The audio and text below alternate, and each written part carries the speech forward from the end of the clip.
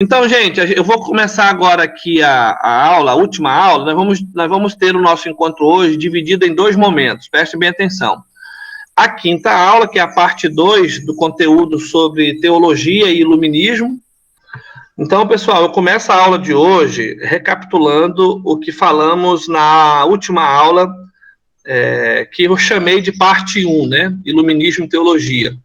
Eu peguei aqui uma imagem que é uma representação icônica, né, de Michelangelo, ali no século XVI, uma parte, inclusive, da pintura da Capela Sistina, lá em Roma. Você percebe que aí a representação já anuncia uma coisa absolutamente contrária ao texto bíblico tradicional, original, que demonstra que o homem nu busca se cobrir diante de Deus. E aí o homem de Michelangelo, ele está com as suas vergonhas expostas, né? Quer dizer, e a sua posição é de passividade em relação a Deus. Ele não se importa mais, a sua mão ali representa essa separação. Quem está fazendo o esforço é Deus, né? Quer dizer, quem está, entre aspas, sofrendo não é o homem, é Deus, que agora foi, como disse Rubem Alves, confinado ao seu próprio céu. Essa é uma representação clássica de início de aula para a gente retomar onde a gente parou. Tem um filme que eu acho que eu não indiquei para vocês na aula, quando eu falei dessa imagem, chamado Agonia e Êxtase. É o filme que conta a história de Michelangelo e a sua relação com a igreja. Ele é um pintor, escultor, que vive esse ambiente de efervescência cultural que o século XVI está trazendo. Transformação total, né? Nós já falamos na aula do Lutero sobre isso. O filme representa bem algumas falas para ilustrar isso. Tem uma cena que, enquanto ele está pintando a Capela Sistina, essa imagem que você está vendo aí, o Papa Júlio II passa embaixo, tem uns andaimes, né? Ele está pendurado lá com seus ajudantes, às vezes, quando não está sozinho, o Michelangelo, né, pintando. Só que tem um problema, vocês, quando assistirem o filme, vão ver. Ele demora demais para terminar a pintura. Ele é muito lento, ele às vezes vai, tem dia que ele acorda de manhã, eu não vou hoje não. E não passa dia sem aparecer, quando chega lá, chega numa hora imprópria, e aí vai pintar, e o Papa Júlio passa dentro da Capela Sistina e percebe essas ausências dele, ou ele muito vagarosamente, sentado lá, parando, como a gente diz aqui no nosso amazonês popular, né, enrolando. E aí o Papa vira para ele e diz assim: Michelangelo, quando é que você vai terminar? E ele responde assim, olhando para baixo, lá de cima do andaime: quando eu terminar. Essa fala, esse diálogo, tem uma representação. Michelangelo, como novo espírito antropocêntrico agora, antropológico, também, antropocêntrico e antropológico, diz aquele que representa a tradição: eu não preciso de ti nem de ser comandado por ti. Se a tua fala, ao me perguntar quando tu vais terminar, representa alguma ameaça para mim, eu te respondo: eu só vou terminar quando eu quiser.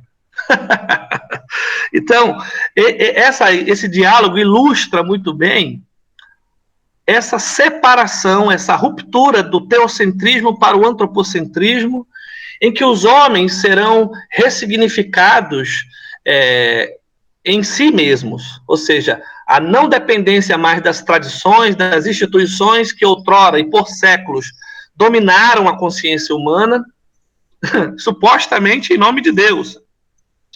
É isso é necessário a turma entender. Essas aulas que nós estamos dando, pessoal, são apenas nós elegemos, foram eletivos os temas, para que vocês possam ter noção do todo. Nós não podemos, às vezes, nem no curso regular, que a gente está lá toda semana, a gente consegue dar conta de 2000 anos de história do pensamento cristão. As aulas são profundamente estimuladoras para isso, né? Vocês devem ter em mente. Eu vou fazer uma coisa aqui importante, rapidinho. Interromper aqui.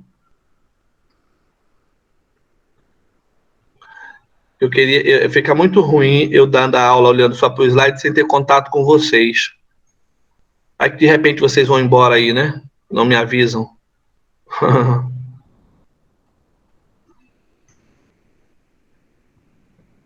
Vou melhorar aqui a minha comunicação. Ok.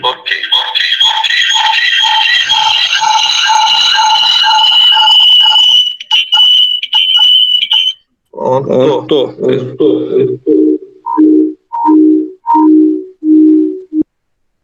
Pronto. Então, essa tela, ela tem esse sentido, tá? De resgate do que significou o final da Idade Média para a Idade Moderna, no século XVI. Dentre tantos assuntos, a gente estudou, inclusive, a Reforma como uma das transformações. Uma outra imagem que sinaliza a nossa essa emancipação do homem é que o homem, ele é como se estivesse liberto, primeiramente, do poder da religião, do poder da tradição católica que dominava o mundo, mas uma vez que quem se liberta, primeiramente, da tradição católica são os estados que eram controlados pela Igreja Católica. A Igreja Católica, na Idade Média, era uma espécie, ela possuía um poder universal, que a gente chama de órgão supranacional. O papado tinha esse poder de dominar as nações, de ungir, destronar reis e fazer alianças e interditar as nações, se quisessem. Uma vez que ficou insustentável o poder da Igreja Católica diante da Reforma Protestante, os chamados países que foram se tornando independentes da Igreja Católica fizeram a sua própria igreja. Elas são inicialmente chamadas igrejas estatais mesmo. Na Inglaterra, a igreja anglicana, né? Na Alemanha, a igreja luterana, enfim, na Suíça, a igreja calvinista, a Holanda e também calvinista. Então, essas igrejas, na Escócia, a igreja presbiteriana, que é do John Knox, né, conhecido. Então, essas igrejas, elas se tornarão, o homem vai sair da tutela de uma igreja internacional e vai continuar na tutela de uma igreja nacional. Ou seja, agora o poder que a igreja tinha sobre o mundo está na mão de uma igreja que é nacional. Em outras palavras, os homens continuam presos pelo Estado, né? E aí, por que eu estou dando essa explicação? Porque lá em 1789, essa imagem representa o quê? A Revolução Francesa. Mais uma vez, nós temos uma cena de nudez aí, demonstrada pelos seios, agora não mais de um homem, mas de uma mulher. Então, a mulher está no bojo das transformações, porque ela, dentre todos os tipos sociais históricos, é uma das que mais sofreu desde das civilizações antigas. Nós estamos dando um conteúdo na faculdade agora de Introdução ao Novo Testamento. A condição da mulher dentro da tradição judaica é terrível, é horrorosa. Jesus restaura isso, quebra isso, pelo poder das boas novas, do Evangelho, mas a mulher continuará sendo, pelo desenvolver das instituições mais humanas, muito mais humanas do que pautadas nessa verdade do Evangelho, a mulher continuará sofrendo. E a mulher, até o século XIX, que é o século, nós estamos entrando aí da Revolução Francesa, ela começará o seu processo de emancipação. Então, é claro que você vê aí o povo, você vê aí as pessoas mortas, você vê a declaração da Revolução Francesa, que, em outras palavras, quebra o poder da monarquia, do absolutismo francês, e foi um efeito cascata, né, dominó. Começou na França e foi um atrás do outro, vários outros países se tornando livres das suas monarquias. É bem verdade que na América Latina, o país que mais demorou para se tornar, de fato, independente desse imperialismo terrível foi o Brasil. Há quem diga que ainda hoje ele ainda é dependente, muito mais agora, dos Estados Unidos da América. Você vê como é que a gente passeia na história, né, para entender o pensamento cristão. Mas essa ruptura aqui demonstra que agora os homens passarão a olhar para si melhor ainda do que o Leonardo da Vinci, melhor ainda do que os autores lá do Renascimento, do que o Michelangelo.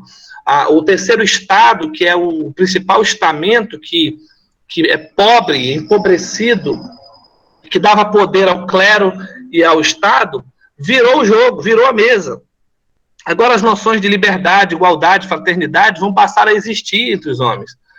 Não à toa, essa mulher que representa a liberdade é um presente da França republicana aos Estados Unidos da América, que também quer a sua independência da Inglaterra. Então você percebe, aí vai um atrás do outro, pessoal, até chegar no Brasil. Na América Latina, o Brasil foi o último. Em vários processos, o Brasil tem sido sempre o último. Inclusive, a escravidão foi o país que mais demorou a abolir a escravidão. Um dia desse, né? E, lamentavelmente, a gente ainda encontra pessoas que negam que o racismo não existe. Nossa nação, ela é controversa, complexa, profundamente enraizada na desigualdade. Então, você percebe que essas duas imagens, estou começando a minha aula, elas têm o poder de representar o que os homens estão vivendo. Agora, uma pergunta para a gente ir para o texto. O que isso tem a ver com o pensamento cristão, com a teologia cristã? É isso que a gente vai começar a responder a partir de agora. Olha só, então dá a entender que esse movimento chamado deísmo é um sinal, é um nervo aí no meio dessas estruturas todas que sinaliza um novo momento do cristianismo, progresso do cristianismo. Se entende que o que fizeram em nome de Deus, o que fizeram do cristianismo em nome de Deus, não pode ser motivo para que o cristianismo acabe. O cristianismo precisa ser superado, precisa ser purificado de todas as influências da instituição católica medieval e, olha só aí, os ícones do protestantismo, até mesmo Lutero e Calvino não escapam, porque eles foram servos, foram, por assim dizer, teólogos da corte. Eles foram teólogos de suas próprias cortes, na Alemanha e na Suíça. Quer dizer, eles estão no poder, eles estão junto com o Estado e, de alguma forma, dominam e vão passar a dominar e, curiosamente, fazer tão parecido quanto a Igreja Católica. 100 anos depois, luteranos e calvinistas estão produzindo arbitrariedades terríveis contra o próprio ser humano. É o que acontece quando a religião ou quando o evangelho se torna institucionalizado. A maior obra da cruz do Calvário em Cristo Jesus foi justamente essa. Ele não fundou uma religião, ele fundou um reino que é desinstitucionalizado. Mas a ironia da história é que a tendência, uma vez que o homem é que se apropria da liderança do movimento, é que ele se institucionaliza. Estou falando uma loucura aqui, né? É daí o sentido de que nós precisamos purificar dos nossos olhos a ideia de que o evangelho só é real se ele estiver atrelado a uma placa denominacional. Isso é um ledo engano que, infelizmente, a nossa cabeça, cauterizada por tantos anos, vivendo na base da religião ou da própria denominação, nos fez pensar assim. Absolutamente o que Jesus fez independe de qualquer institucionalização. E todas as vezes que a religião se torna institucionalizada e rigorosamente institucionalizada, ela apaga o espírito, ela destrói as vidas, ela faz as pessoas sofrerem, que é exatamente o contrário da libertação que o evangelho faz. E na história, no catálogo das teologias, o nome dessa nova maneira de pensar a teologia é dado como teologia liberal.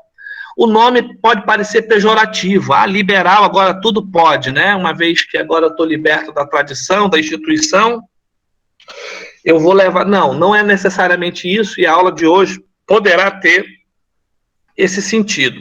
Antes de a gente ir para essa tela, eu preciso apresentar um contexto aqui para vocês dessa teologia liberal, que é a parte inicial do capítulo, onde está escrito assim, ó, a trama geral se divide.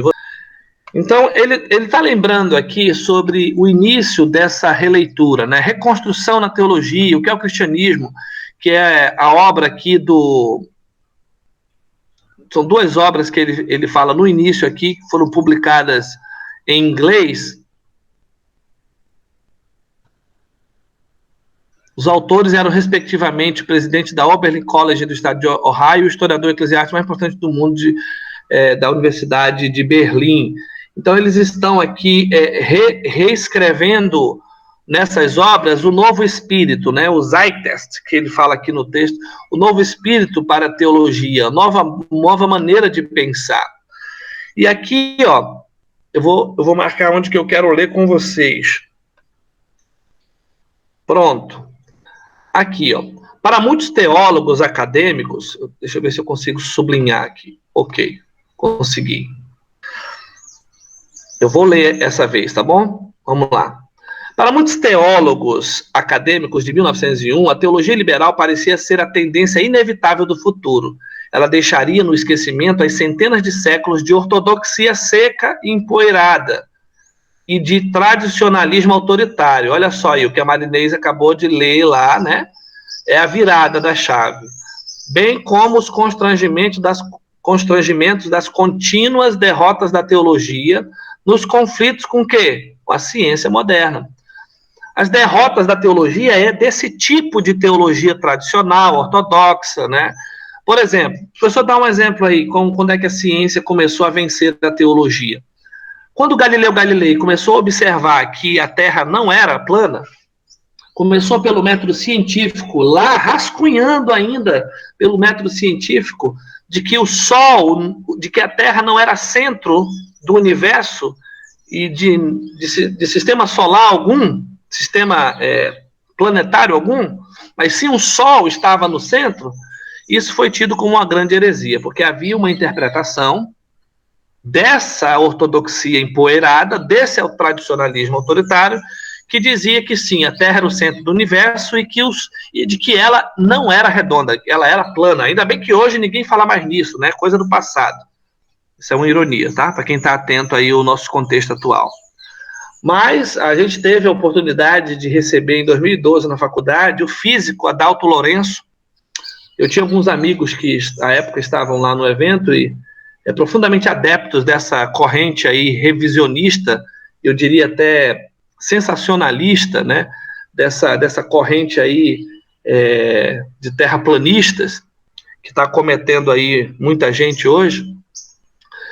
E ele mostrou lá por A mais B, mesmo sendo um cristão conservador, que sim, não somente a Terra era redonda, era possível identificar isso pelo Hubble, que é o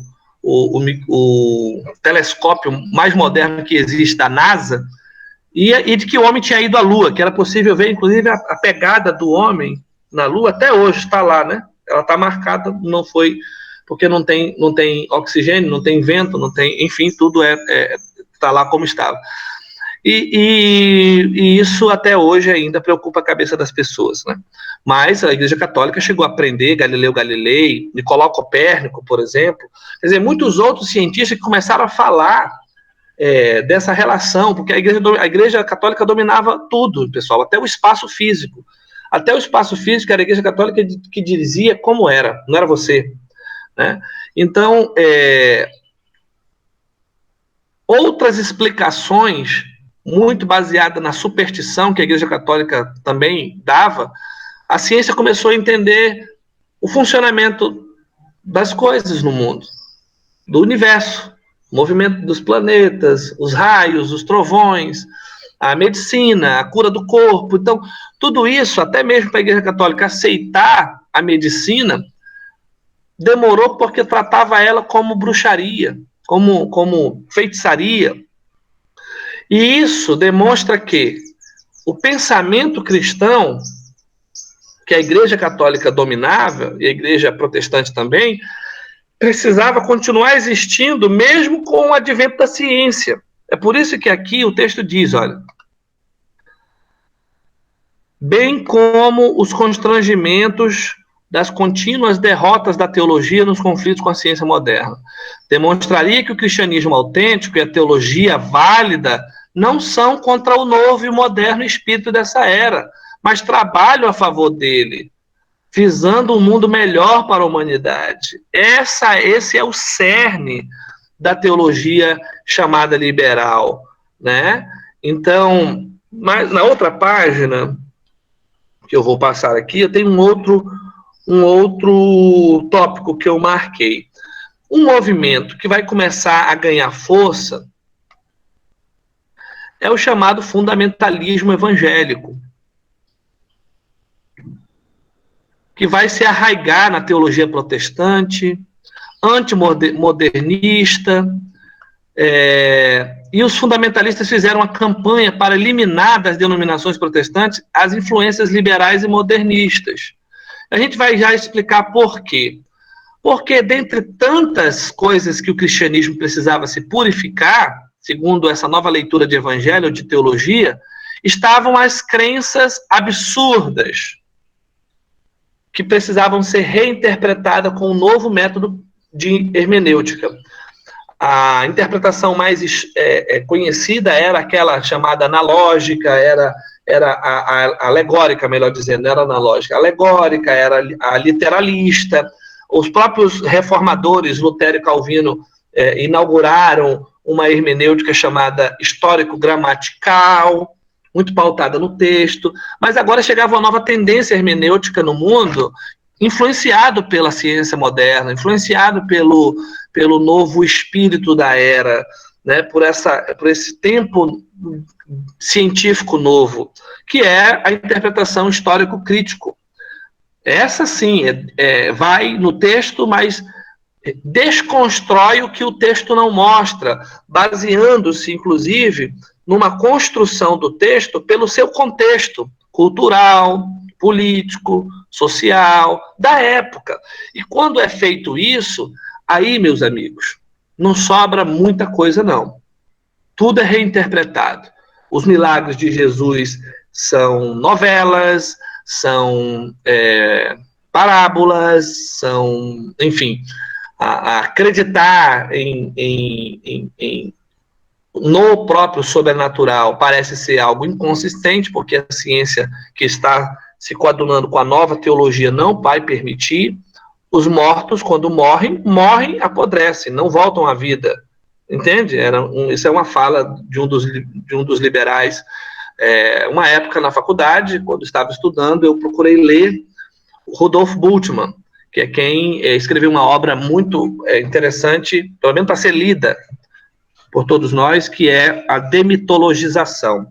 Porque muito do que está na Bíblia, supostamente, precisa ser demitologizado.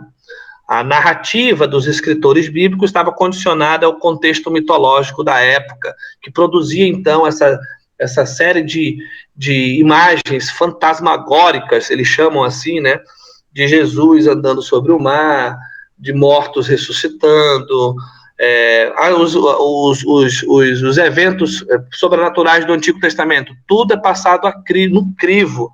Jonas não foi engolido por uma baleia, muito menos por um peixe. Isso é inconcebível.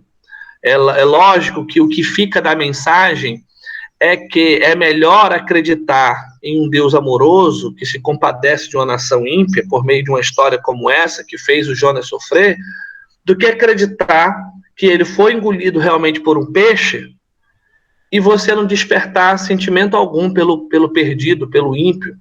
Então, o sentido é mais importante do que o fato. Então, lá, na chamada interpretação histórico-crítica, que é uma assombração para muitos evangélicos, é uma assombração porque o cara ouve um monte de coisa. Eles negam a ressurreição? Negam. Então não quero nem ver que isso é movimento herético. Não é. Tem que entender que tipo de negação da ressurreição é essa que eles estão falando. quando se prega que Jesus ressuscitou, a intenção maior não é declaradamente dizer que aconteceu um milagre sobrenatural, mas de que Jesus está vivo, dentro dos corações que o receberam. Aí, essa linguagem de sentido adequado a uma ciência, ao crivo da ciência, é mais importante do que os fatos a serem comprovados. Porque o mundo não funciona assim. As pessoas não são ressuscitadas. Né? As pessoas não são. Então, o mundo das leis da física, das leis da existência humana, precedem qualquer tipo de relação sobrenatural. E é isso que a teologia vai começar. Quer dizer, nós vamos ter aí 18 séculos de teologia bíblica e teologia ortodoxa, como o texto diz, ortodoxia empoeirada, colocada em xeque. Porque senão a teologia não sobreviveria ao mundo moderno.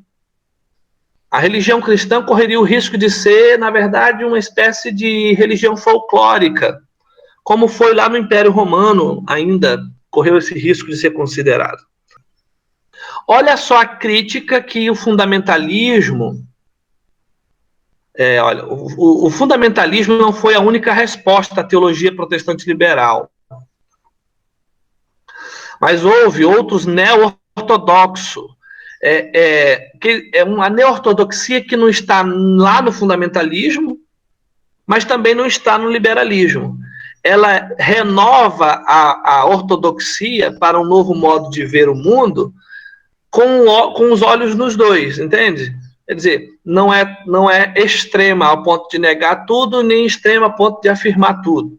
A neo-ortodoxia ela vai ser inaugurada aí por exemplo, Karl Barth, Adolfo Harnack. Os teólogos neo-ortodoxos eram protestantes que buscavam sua raiz na Reforma, especialmente Lutero, do que na ortodoxia protestante no puritanismo. Estavam dispostos a adaptar alguns aspectos do cristianismo ao pensamento moderno. Olha, acabei de falar, está aí, marcado de amarelo.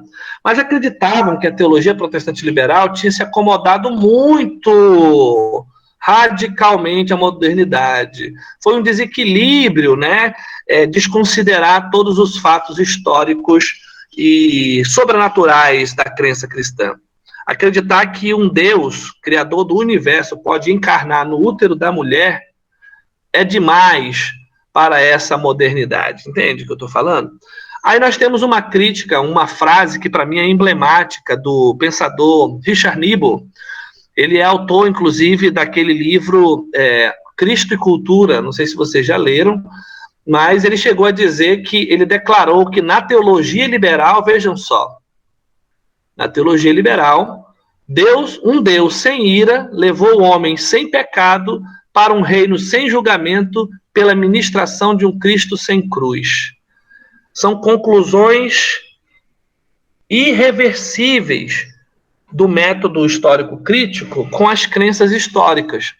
Ou seja, se as coisas do passado precisaram ser reinterpretadas, Deus não está mais irado porque os homens pecaram. Aliás, não há nem pecado, não há mais nem noção de pecado.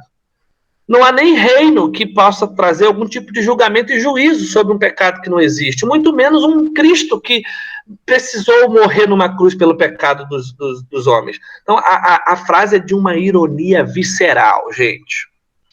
Por isso que Karl Barth também dirigiu a revolta neortodoxa contra a teologia liberal, desenvolveu uma teologia mais ele é considerado aí aquele que desenvolveu uma teologia mais influente do século XX. Muitos muitos observadores da teologia moderna, para muitos observadores, Barth consta como o grande reformador à altura do Lutero, porque assim como o alemão do século XVI, o autor suíço do século XX derrotou quase que sozinho a oposição e recuperou a imagem do evangelho cristão em tempos de Cristo. Então isso aqui no início do século XX foi terrível para os caminhos da sobrevivência do cristianismo, né?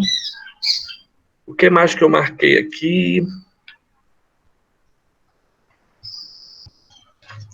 Aqui na página 549 tem uma outra declaração aqui, ó. Aqui eu estou só, como eu falava em sala de aula, passando o bastão para essa disciplina, né? Quer dizer, mostrando introdutoriamente que caminhos a história da teologia vai chegar na contemporaneidade.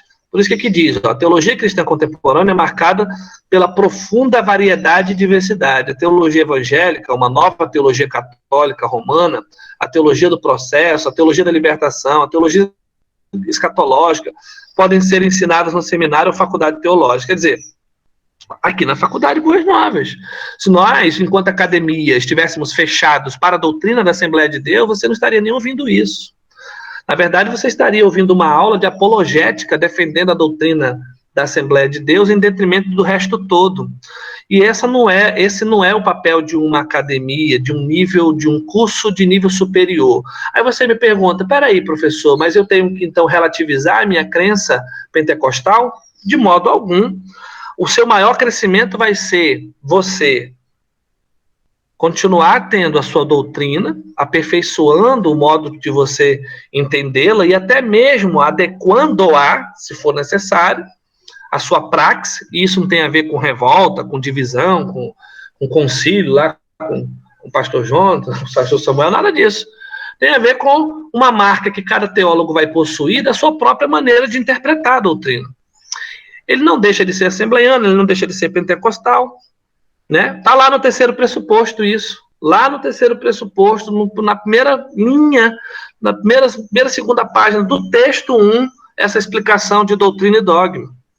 Então, o teólogo preparado num curso de superior, ele é capaz de olhar para o seu campo doutrinário, suspendê-lo momentaneamente para interagir e dialogar com todas as teologias possíveis. E não só ficar metralhando, criando trincheira. Ao invés de criar trincheira a partir do seu próprio campo, você tem que criar pontes. Porque a ponte, ela te dá a oportunidade de ir e voltar. A menos que você quebre a ponte, né?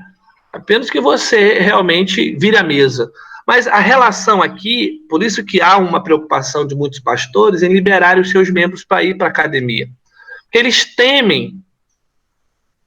Bem, tem muitos outros motivos, que eu não vou entrar aqui nesse pormenor. Mas um dos motivos é esse. Temem que na academia esse membro se torne mais crítico, se torne mais... consiga ver como o jogo funciona, como o sistema é. E aí a pessoa vai acabar mudando a maneira de crer, e isso é terrível. Mas o que a gente tem testemunhado enquanto instituição, que é ligada a uma denominação evangélica, que podemos até considerar fundamentalista, como a Assembleia de Deus, é que 99,9% dos teólogos que saem da academia continuam na sua fé. Quem se desvia, quem abandona o barco é minoria, não é regra, é exceção, entenderam? Então, é muito importante dizer que essa maneira de ver a teologia o teólogo precisa estar bem preparado para falar sobre todas essas teologias. Amanhã lá o Fabrício vai ser entrevistado lá na comunidade dele sobre a teologia da libertação. O que ele vai dizer? Ele vai explicar o que é ou vai fazer juízo dela, arrebentando com aquelas pessoas que estão aí há 40, 50 anos tocando nas necessidades mais profundas das pessoas, da condição humana? Ele vai ver o valor ou vai ver o demérito? Porque demérito tem em todo lugar, né? Imperfeições tem em todo lugar, até na Assembleia de Deus, até na doutrina pentecostal há abusos. Então essa maneira trata-se, meus amigos, de um amadurecimento teológico que todos nós precisamos alcançar. Aí depois você vai ver olhar para a sua doutrina, você vai continuar orando até em língua estranha. Você vai continuar pregando no fogo do Espírito. Mas ali dentro do seu terreno, da sua comunidade de fé, você se expressa livremente. Canta o hino da harpa. Mas enquanto você é um agente, um teólogo para fora, para a sociedade, você precisa ter uma relação de respeito, de alteridade com as outras teologias, com os outros credos. E isso você não vai ver Jesus agir em hipótese alguma assim com as outras religiões. Ele nem faz menção. Quem ele atacava eram os de dentro, era exatamente a sua própria religião, por assim dizer, judaica, a hipocrisia daquela religião. Então é muito importante dar essa explicação nesse momento, para que a gente possa terminar bem essa aula. O impacto da teologia liberal não é para que a gente possa conhecê-la para destruí-la, mas para conhecê-la para compreendê-la. Né? Refutar, discordar de uma coisa ou outra, todo mundo é livre para fazer. E a gente, lamentavelmente, às vezes vê pessoas super armadas defendendo o seu em detrimento dos outros. Isso não é bom. Isso não é relativismo algum. Você vai continuar crendo, como eu acabei de dizer, na sua própria doutrina, mas aperfeiçoado na maneira como deve tratar. Ou você se esqueceu do modo como Paulo chegou em Atenas? Atenas era uma cidade carregada de filosofias e de religiões diversas. Ele não chega lá dando chute na santa, né? Ele não chega lá arrebentando, dizendo que aquilo ali é demônio. Nenhum momento. Ele, pelo contrário, faz citar as fontes deles. Tem espaço no Areópago. Por quê? Porque é alguém capacitado. Porque acredite, meus amigos, não é Deus que Deus não só capacita o chamado, mas ele também chama os capacitados. Ele coloca as pessoas estrategicamente em instituições, em lugares, em espaços que ninguém iria. Eu jamais conseguiria imaginar Pedro falando no Areópago, porque Pedro era de dentro, Pedro era da religião, Pedro era ortodoxo, Pedro precisou ver um lençol de animais para se libertar daquela situação toda. Muito fechado para si. Paulo não. Paulo é poliglota. Paulo viaja o mundo, Paulo fala para o Timóteo trazer os pergaminhos e os livros. Paulo lia filosofia, Paulo lia Karl Marx. Isso aqui é uma ironia para vocês entenderem. Hoje Karl Marx caiu dentro de uma ressignificação histórica para o mundo do século XXI, carregado de fake news sobre eles. Porque há uma luta entre os bons e os maus, supostamente, na política religiosa. Na política de uma promiscuidade só se relaciona com a religião. E as pessoas nem leem uma página, não pararam nem para ler uma página do que o Karl Marx explicou sobre o sistema capitalista. Nunca. Mas preferem acreditar no link que chega no celular, de que o marxismo é isso, mas nem sabe que existem marxismos, nem sabe que existe socialismo político, que foi o que mais destruiu as nações que aderiram a esse regime autoritarista no século XX, mas não leram a fonte. Então, por isso que Paulo, lá no Areópago, cita os poetas gregos, como se estivesse citando Karl Marx, porque eu poderia citar Karl Marx como alguém que foi inspirado para falar uma verdade. Quer ver uma? A religião é o ópio do povo. Ai, professor, o senhor concorda? Não, não concordo com a obra dele inteira, mas essa frase ele foi preciso. A religião entorpece as pessoas, deixa as pessoas acomodadas, faz as pessoas negarem esse mundo por um outro que não chegou ainda.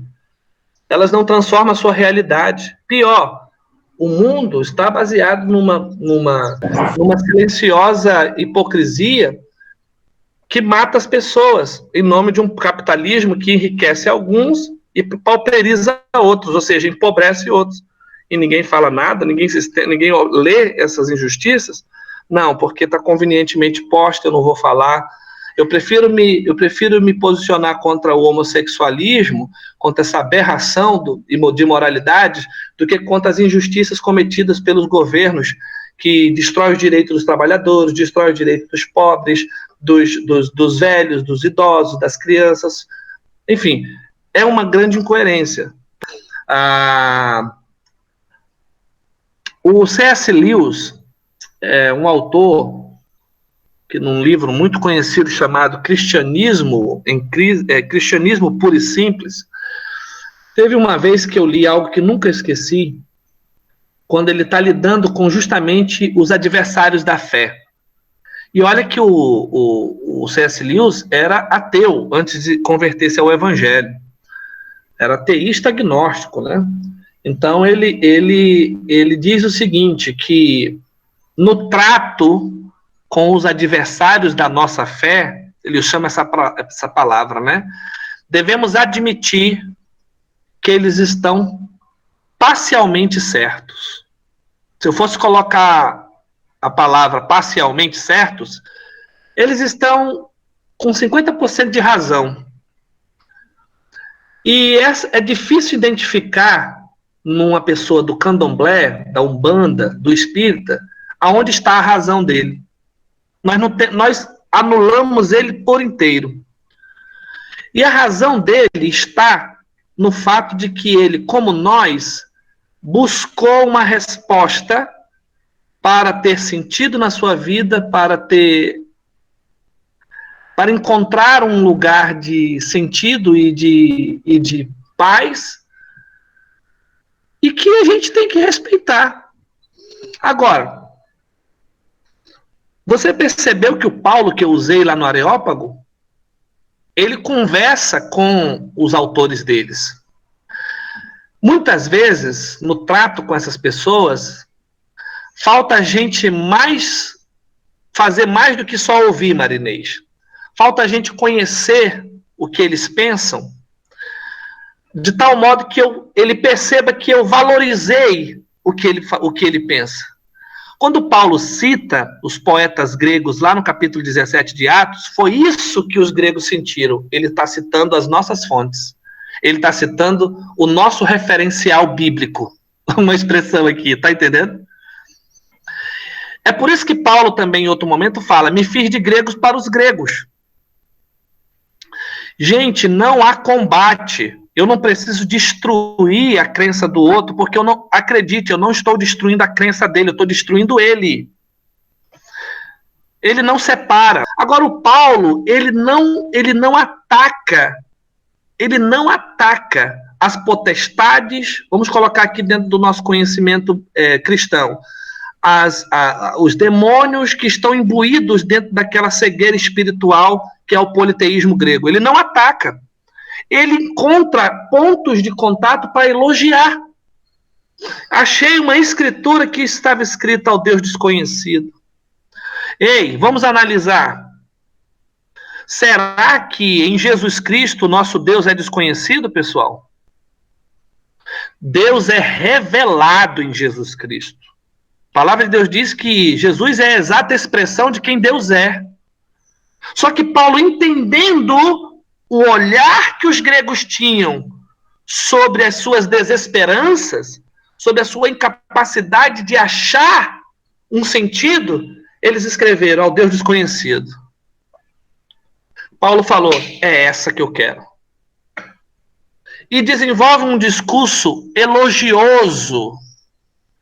Quantos de nós somos capazes de visitar um terreiro e dizer ao Pai do Santo: como é bonito esse trabalho que você faz aqui? Quem é que tem a capacidade de fazer isso? Não, nós vamos para dentro da igreja e arrebentamos eles. Isso não é o evangelho, meus amigos. Isso é luta. Você equipara, você reduz o poder do evangelho a uma religião igual a deles.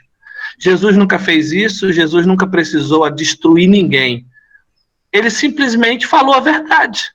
Jesus não foi para frente da televisão ficar batendo em cima da mesa contra o movimento LGBT. Não há um discurso de Jesus espraguejando essas pessoas. Pelo contrário, ele só prega boas novas. Então, precisa ser revisto, muitas vezes, o modo como nós abordamos o evangelho. E quando Paulo cita os poetas deles, Paulo está se fazendo de grego, meus amigos. Quem de nós já alcançou, no 6º período de teologia, essa capacidade de se fazer de grego para os gregos? Hein?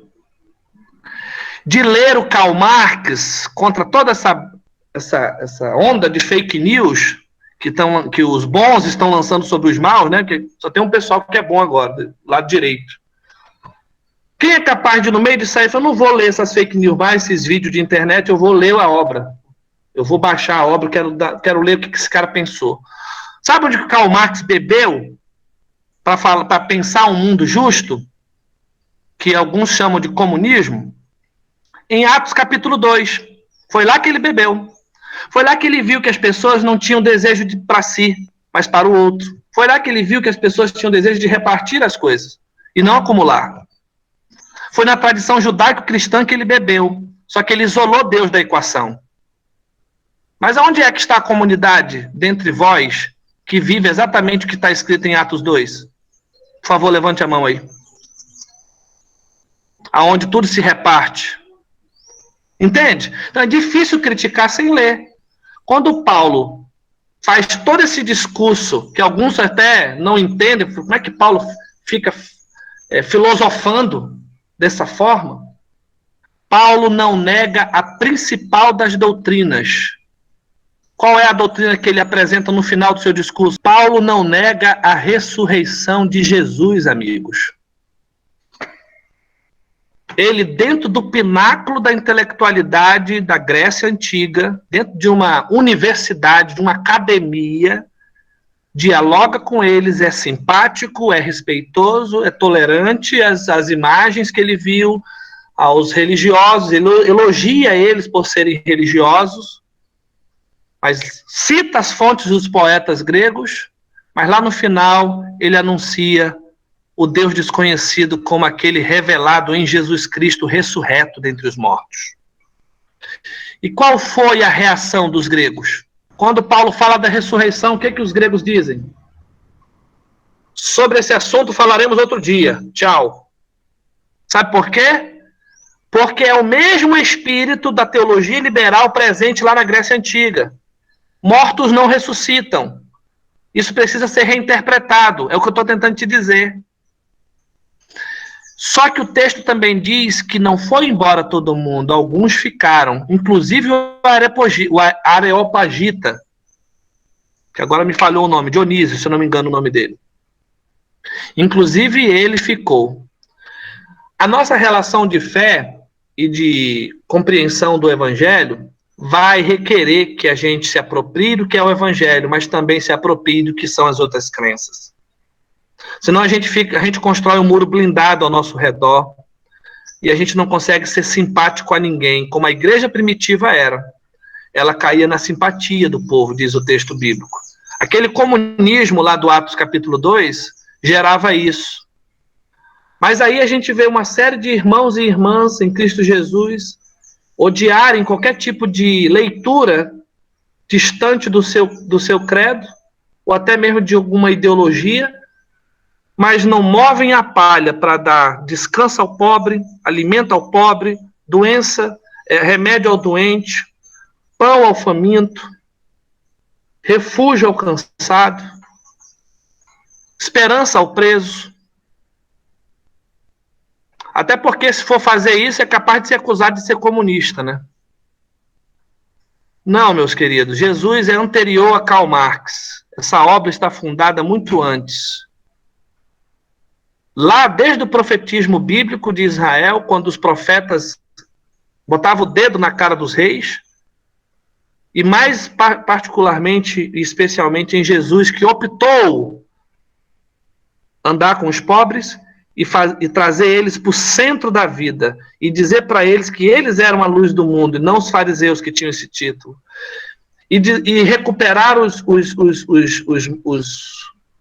cansados, os sobrecarregados, os oprimidos, os doentes, que a religião dizia que eles estavam assim por causa do pecado, por causa da família deles.